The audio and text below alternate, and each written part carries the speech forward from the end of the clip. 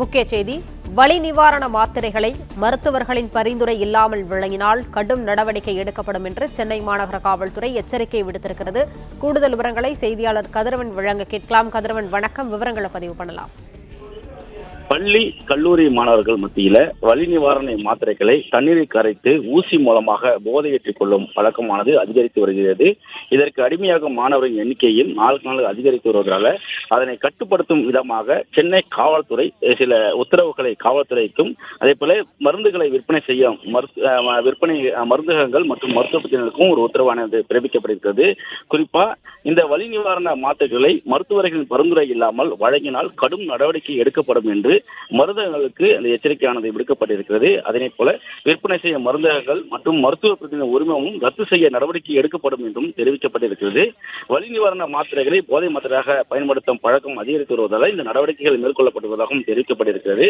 அதே போல வெளி மாநிலங்களிலிருந்து கூரியர் மூலமாக இந்த மாத்திரைகள் கொண்டு வரப்பட்டு சென்னையில் விற்பனை செய்யப்படுவதாக கிடைக்கப்பட்ட தகவலின் அடிப்படையில் சிலர் கைது செய்யப்பட்டிருப்பதாகவும் அதன் மூலமாக கூரியர் சர்வீஸுக்கும் சில தகவல்களையும் அறிவுறுத்தல்களையும் போலீசார் தரப்புல வழங்கப்பட்டிருப்பதாகவும் தெரிவிக்கப்படுகிறது. சந்தேகப்படும் வகையில் மாத்திரைகள் மற்றும் மருந்துகள் கூரியர் மூலமாக வரவைக்கப்பட்டிருந்தால் அதனை பற்றி அருகில் காவல் நிலையங்களுக்கு தகவல் தெரிவிக்குமாறும் கூரியர் நிறுவனங்களுக்கு தெரிவித்திருப்பதாக காவல்துறை சார்பாக தெரிவிக்கப்பட்டிருக்கிறது.